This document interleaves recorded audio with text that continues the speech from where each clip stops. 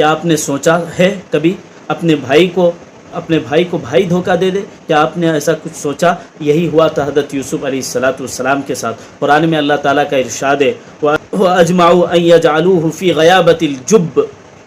اللہ نے سورہ یوسف کی اس 15ویں آیت میں اللہ کا ذکر ہے، سب نے فیصلہ کر لیا کہ یوسف علیہ السلام کو اندھے کنویں میں ڈال دے، یعنی اندھیرے کنویں میں ڈال دے۔ ایک اندھیرا کنواں، تنہائی، ایک معصوم سا بچہ، پھر غلام بنا کر بیچ دیا گیا۔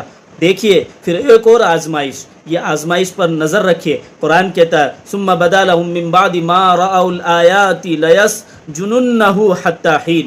سورہ یوسف آیت نمبر 35 میں اللہ کا ذکر ہے، پھر انہوں نے فیصلہ کیا کہ کچھ عرصے کے لیے اسے قید میں ڈال دیں، لیکن یہ نہ شکایت کی نہ مایوسی، صرف صبر اور اللہ پر بھروسہ، یقین۔ پھر اللہ تعالیٰ نے فرمایا انہ من یتقی ویصبر فإن اللہ لا یضیع اجر المحسنین۔ بے شک جو صبر اور تقوی اختیار کرے گا اللہ اس کے اجر کو ضائع نہیں کرے گا۔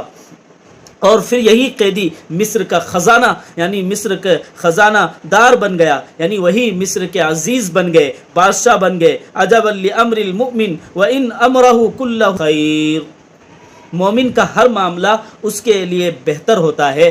کیا ہے، بعض مرتبہ ہم اس کو برا سمجھتے ہیں۔ اگر تمہاری زندگی میں کنواں آئے یا قیدی جیسی مشکل حالات آئے تو یاد رکھو اللہ تمہیں گرانے نہیں اٹھانے والا ہے، تمہیں بلند مقام عطا کرنے والا ہے۔ یوسف علیہ السلام نے کیا کیا؟ صبر کیا، اللہ نے انہیں غلامی سے بادشاہت تک پہنچا دیا۔ اصل یہی چیز تھی کہ صبر، اگر صبر انسان رکھے تو اللہ رب العزت ضرور سے کامیابی عطا فرماتے ہیں۔ تو خلاصہ کلام یہی ہے کہنے کا کہ صبر کیا حضرت یوسف علیہ السلام نے ان تمام حالات پر، اور اللہ نے پھر وہی مقام و مرتبہ ایسا عطا کیا کہ وہ لوگ جو لوگ ان کو مشکلات میں ڈالے تھے انہی لوگوں کو ان کے پاس آنا پڑا۔ اور تفصیلی واقعہ انشاءاللہ پھر بعد میں اپلوڈ ہو جائیں گی۔ یہاں میں آپ کو قرآن پاک کی اس مختصر واقعے کو بیان کیا، تفصیلی واقعوں کو مختصر انداز میں۔ اللہ تعالیٰ سے دعا ہے کہ اللہ تعالیٰ ہم سب کو سننے، سمجھنے اور قرآن پر تدبر اختیار کرنے، غور و فکر کرنے کی توفیق نصیب فرمائے۔ آپ حضرات سے صدقہ جاریہ کے نیت سے گزارش ہے کہ لائک اور شیئر کرتے ہوئے اپنے دوست احباب کو شیئر کریں۔ فجزاکم اللہ خیر و احسن الجزا۔